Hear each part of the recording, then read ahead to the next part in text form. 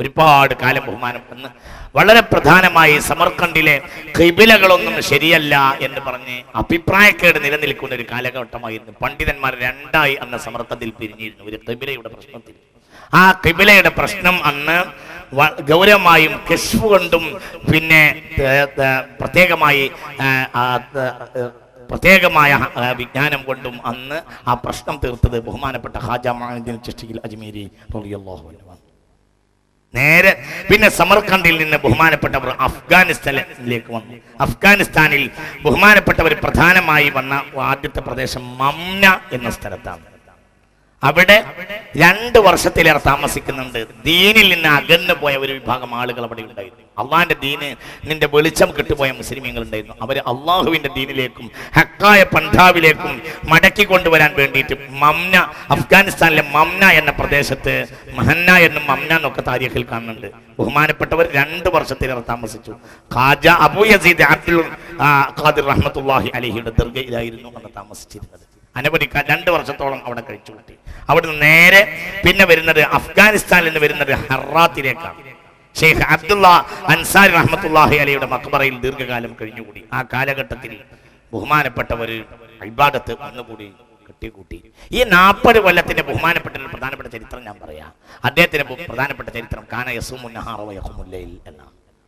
40 കൊല്ലത്തെ പഠിപ്പാണ്. അത് ഇൽമ പറഞ്ഞു കൊടുക്കാത്ത ഒരു 20 കൊല്ലം, പിന്നെ വിജ്ഞാനത്തിന്റെ 2 കൊല്ലം പിന്നെ പുറത്തേക്ക് വിടുകയാണ്. ആ 40-42 കൊല്ലം എന്ന് പറയുന്നത് ബഹുമാനപ്പെട്ടവരുടെ ജീവിതത്തിലെ ഏറ്റവും പരീക്ഷണങ്ങളുടെ കാലഘട്ടമാണ്. ബഹുമാനപ്പെട്ടവർക്കാണ് താരീഖിൽ കാണാം. ബഹുമാനപ്പെട്ടവരുടെ മൗലദ് എഴുതിയിട്ടുണ്ട് മഹാനായ ശംസുൽ ഉലമാ റഹിമഹുല്ലാഹ്. അല്ലാഹു തആല ഫിർദൗസിൽ കാണാൻ നമുക്ക് തൗഫീഖ് ചെയ്യട്ടെ. ബഹുമാനപ്പെട്ടവർ ശംസുൽ ഉലമയുടെ വളരെ മനോഹരമായ ഒരു മൗലിദുണ്ട് ഈ വിഷയത്തിൽ. അതിമനോഹരമായ അവലംബിക്കാവുന്ന ഒരു മൗലിദാണ്. മനോഹരമായിട്ട് എഴുതി വെച്ചിട്ടുണ്ട് ഈ താരീഖ്. ആ താരീഖും കൂടി ഉൾപ്പെടുത്തിയാണ് ഞാൻ ഈ പറയുന്നത്. ബഹുമാനപ്പെട്ട ഹറാത്തിൽ ഷെയ്ഖ് അബ്ദുള്ള അൻസാരിയുടെ മഖ്ബറയിൽ ദീർഘകാലം താമസിച്ചു.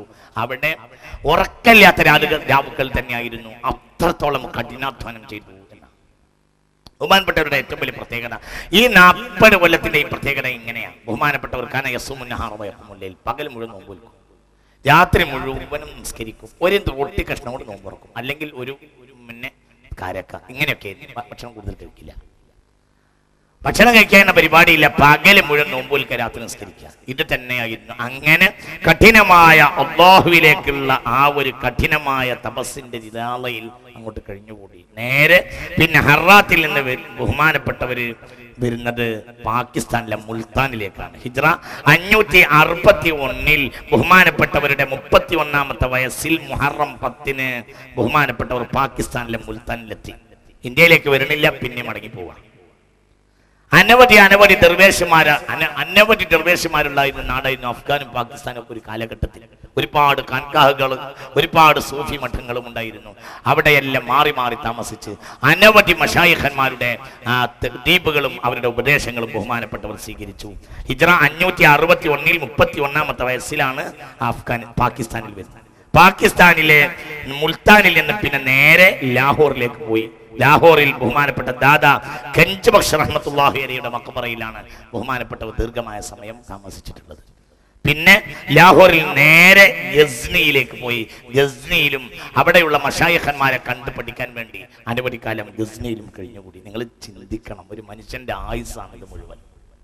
അവിടുന്ന് പിന്നെ നേരെ ബൽഖയിലേക്ക് വരുന്നത്. ബഹുമാനപ്പെട്ട രാജസ്ഥാനം, ആരുടെ മഹാനായ ഇബ്രാഹിമിന് അദ്ഹം റളിയല്ലാഹു അൻഹുവിന്റെ രാജസ്ഥാനത്തിന്റെ കേന്ദ്രമായിരുന്നു ബൽഖയിലേക്ക് വന്നു. ബൽഖയിൽ ബഹുമാനപ്പെട്ട അവർ ബൽഖയിൽ നിന്ന് പിന്നെ അവിടുത്തെ അനവധി മശായിഖന്മാരെ ശിഷ്യത്വം സ്വീകരിച്ച് ബൽഖയിൽ നിന്ന് ഉസ്തുറാബാദ് റയ്യ വഴി വീണ്ടും ബഗ്ദാദിലേക്ക് തിരിച്ചെത്താം.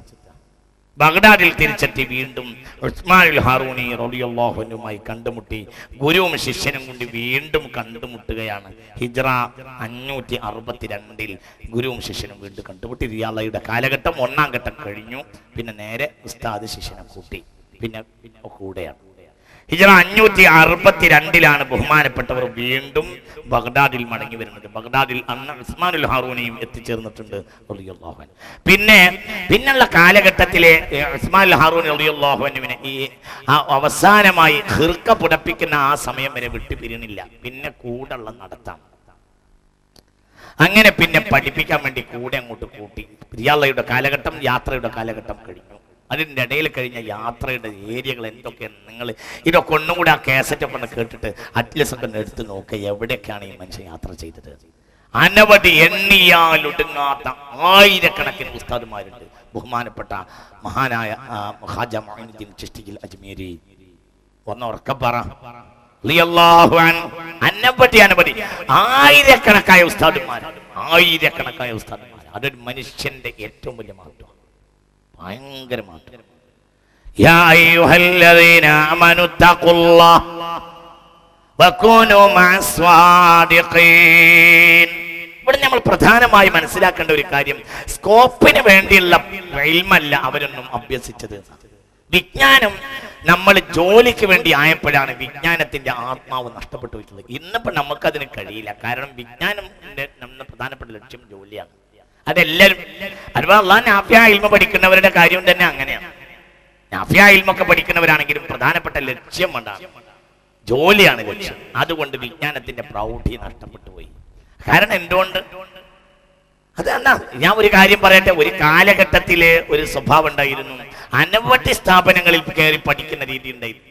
ഇപ്പൊ ഈ അടുത്ത കാലത്ത് ഒരു സ്ഥാപനത്തിന് എന്തോ ഒരു ഡിഗ്രി കിട്ടിയാൽ അതോടുകൂടെ മറ്റൊരു ചെന്ന് നോക്കുന്ന പരിപാടിയായിരുന്നു.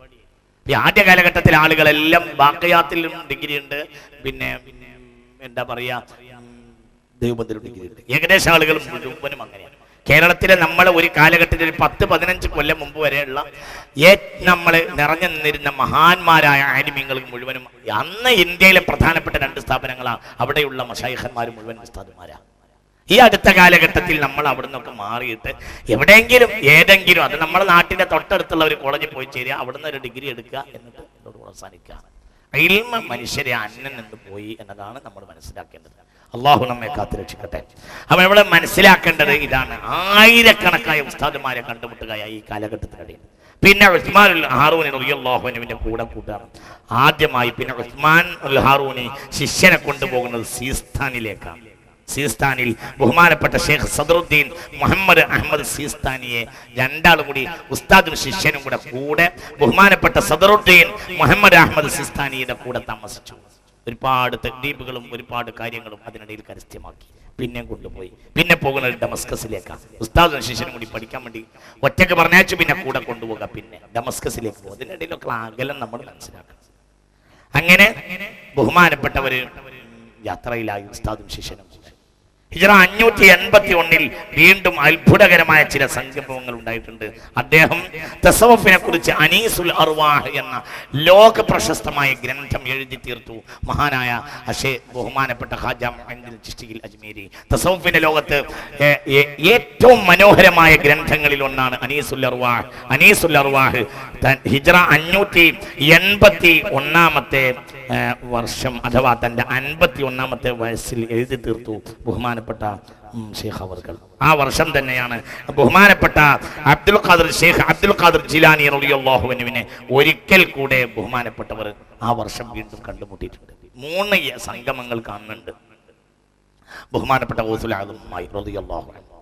പിന്നെ അവിടെ നിന്ന് ഉസ്താദും ശിഷ്യനും കൂടെ ബഗ്ദാദിൽ നിന്ന് വീണ്ടും യാത്ര പോവുക.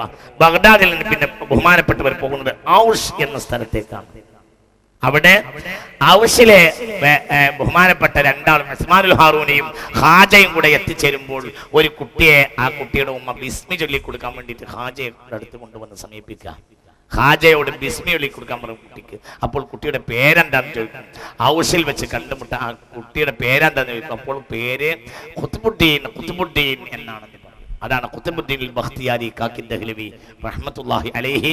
ബഹുമാനപ്പെട്ടവരുടെ 4 വയസ്സ് 4 മാസം 4 ദിവസം ഈ സമയത്താണ് ഖുത്ബുദ്ദീൻ ബഖ്തിയാരി കാക്കി ദഹ്ലവി റഹ്മത്തുള്ളാഹി അലൈഹിയെ ബിസ്മി പഠിപ്പിക്കാൻ വേണ്ടിയിട്ട് ചൊല്ലിക്കൊടുക്കാൻ വേണ്ടിയിട്ട് ബഹുമാനപ്പെട്ട ഖാജയുടെ അടുത്തിൽ ഔഷ് എന്ന പ്രദേശത്ത് വെച്ച് കൊണ്ടുവരുന്നത്. ബഹുമാനപ്പെട്ടവർ പിന്നീട് ആ കുട്ടിയെ പേര് കേട്ട ഉടനെ തന്നെ ഖാജ പറഞ്ഞു ഇത് നാളത്തെ ഖുത്ബാണ് എന്ന് പറയുകയും ബഹുമാനപ്പെട്ടവരെ വളരെ പ്രധാനമായി ആശ്ലേഷിക്കുകയും ചെയ്തു. ആ കുട്ടിയാണ് പിന്നെ ചിശ്തി ത്വരീഖത്തിന്റെ ബഹുമാനപ്പെട്ട ഖാജ കഴിഞ്ഞിട്ടുള്ള ഏറ്റവും മഹാനായ ഷെയ്ഖ് ബഹുമാനപ്പെട്ട ഖുത്ബുദ്ദീൻ ബഖ്തിയാരി ദഹ്ലവി റഹ്മത്തുള്ളാഹി അലൈഹിയാണ്. ഡൽഹിക്ക് പരിസരത്താണ് ബഹുമാനപ്പെട്ടവരുടെ ഖബർ. അല്ലാഹു തആല പോയി കാണാൻ നമുക്ക് തൗഫീഖ് ചെയ്യട്ടെ.